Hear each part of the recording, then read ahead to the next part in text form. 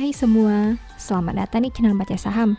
Pada video ini, kita akan bahas satu topik dengan judul Saham secondliner bagus, dividen 13%, laba naik 205%, ROE 72%, NPM 43%, dan PER masih 3 kali. Untuk itu, simak video ini sampai habis ya, agar mendapat pemahaman yang utuh. Di video ini, Mimin mau bahas satu saham yang mungkin bisa dipertimbangkan sebagai sumber passive income. Perusahaan rutin bagi dividen setiap tahun dengan yield yang besar bahkan mencapai 13%. Kinerjanya juga sangat baik, di mana menghasilkan pertumbuhan laba 205% di awal tahun 2022. Rasio profitabilitasnya juga di atas 40% dan memiliki utang yang rendah. Selain itu, PER-nya masih 3 kali meski PBV-nya sudah cukup tinggi. Nah, karena laporan terbarunya sudah terbit, Mimin mau bahas kinerja triwulan 1 2022 saham ini. Tentu saja akan ada kesimpulan di akhir video dari aspek yang dibahas. Untuk itu, nonton sampai selesai ya. Seperti biasa, pembahasan ini bersifat edukasi dan bukan rekomendasi. Kamu bisa saja rugi jika beli saham ini. Untuk itu, selalu berhati-hati sebelum membeli saham. Disclaimer on ya. Pertama, aset. MBAP punya aset $309 juta di tahun 2022, sedangkan di tahun 2021 asetnya berjumlah $257 juta. Artinya aset perusahaan naik 20,23% dalam 1 tahun terakhir. Sekarang mari kita bahas lebih detail. Dari total aset $309 juta, perusahaan punya kas dan setara kas sebanyak $109 juta. Artinya 35,08% aset MBAP berada dalam bentuk ini. Jika dibanding tahun sebelumnya, pos ini naik sebanyak 73,02%.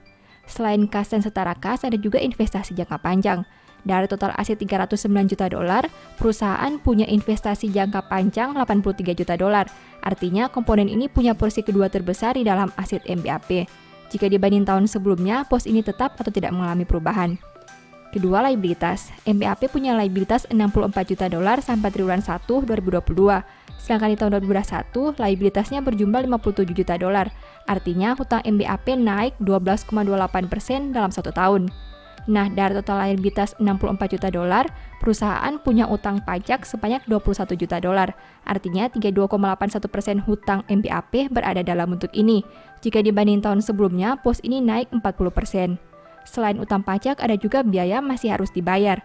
Dari total liabilitas $64 juta, perusahaan punya biaya masih harus dibayar sebanyak $17 juta.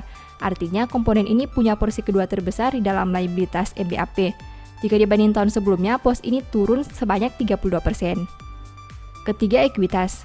MBAP punya ekuitas $244 juta sampai triwulan 1 2022. Jika dibanding tahun sebelumnya dengan angka $199 juta, berarti ekuitas MBAP naik 22,61%. Dari total ekuitas $244 juta, perusahaan punya saldo laba belum digunakan sebanyak $215 juta. Artinya 88,11% ekuitas MBAP berada dalam bentuk ini. Jika dibanding tahun sebelumnya, pos ini naik 25,73%. Keempat, pendapatan. MBAP punya pendapatan $103 juta sampai triwulan 1 2022. Sedangkan di tahun 2021, pendapatannya berjumlah $64 juta. Berarti pendapatan MBAP naik 60,94% dalam 1 tahun terakhir. Kelima, biaya pokok. MBAP punya biaya pokok penjualan sebanyak $38 juta. Sedangkan di tahun 2021, biayanya berjumlah $36 juta. Berarti biaya pokok naik 5,56% dalam 1 tahun terakhir. Keenam, laba. MBAP mampu menghasilkan laba sebanyak $44,56 juta. Jika dibanding tahun sebelumnya di angka $14,61 juta, berarti laba perusahaan naik 205% dalam 1 tahun terakhir. Ketujuh, rasio keuangan. MBAP punya ROE 72,92% dengan NPM 43,01%. Sedangkan untuk sisi resiko, saham ini punya DER 26,51%. Rasio keuangan perusahaan ini sangat bagus dari berbagai aspek. ROE dan NPM bahkan berada di atas 40%. Selain itu, perusahaan juga punya DER yang hanya 26% saja. Kedelapan, valuasi. Saham ini punya PER 3,12 kali dan PBV 2,27 kali. Valuasi saham MBAP terlihat tidak sejalan dari aspek PER dan PBV. PER-nya masih rendah, tapi PBV saham ini sudah cukup tinggi. Rendahnya PER saham ini disebabkan oleh kenaikan laba yang mencapai 205%. Setelah melihat pembahasan tadi, ini kesimpulannya. 1. Total aset naik karena adanya peningkatan saldo kas. 2. Liabilitas bertambah karena utang pajak yang naik. 3. Peningkatan ekuitas berasal dari saldo laba. 4. Laba bisa naik 205% karena pendapatan yang tumbuh lebih besar dari biaya pokok. 5. Rasio keuangan perusahaan ini sangat baik. 6. Valuasi PER masih rendah, tapi tidak dengan PBV-nya. Demikian analisis singkat saham MBAP berdasarkan laporan keuangan triwulan 1 2022. Selalu ingat bahwa pembahasan ini hanya dari sudut pandang pribadi.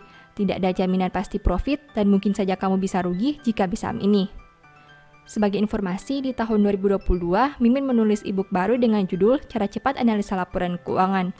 E-book ini ditulis karena Mimin lihat banyak pemula yang masih bingung dengan cara menganalisa laporan keuangan. Kalaupun bisa analisa, biasanya menghabiskan banyak waktu karena harus membaca laporan keuangan yang sangat tebal. Dengan terbitnya e-book ini diharapkan kamu bisa menganalisa laporan keuangan secara mandiri dan tentunya tidak membuang banyak waktu. Banyak tips dan trik yang bisa digunakan sehingga kamu tidak perlu membaca angka satu persatu. Mimin juga memberikan bonus file Excel secara gratis yang berguna untuk melakukan screening laporan keuangan otomatis. Kamu hanya perlu mengisi data keuangan dan formula Excel akan menganalisa secara otomatis serta memberi saran apakah laporan keuangan tersebut baik atau kurang baik. Apabila tertarik untuk membeli e-book ini, silakan chat WA ke nomor yang tercantum ya. Demikian informasi pada video ini, semoga bisa memberi manfaat kepada kamu semua ya. Oh iya, saya mau menyampaikan bahwa sekarang Baca Saham punya 3 e-book tentang saham yang mungkin saja bisa berguna bagi kamu, yaitu Strategi Nabung Saham, Analysis Report, dan The Stock Market. Berikut perbedaan antara 3 e-book tersebut. E-book Strategi Nabung Saham berfokus pada pembahasan teknik, money management, dan semua hal yang berhubungan dengan nabung saham. Poin intinya bisa dilihat pada tampilan berikut ini. E-book Analysis Report berfokus pada hasil analisa fundamental 12 saham pilihan berdasarkan laporan keuangan terbaru. Poin intinya bisa dilihat pada tampilan berikut ini. E-book The Stock Market berfokus pada panduan bagaimana menganalisa fundamental suatu perusahaan dan money management yang baik. Poin intinya bisa dilihat pada tampilan berikut ini.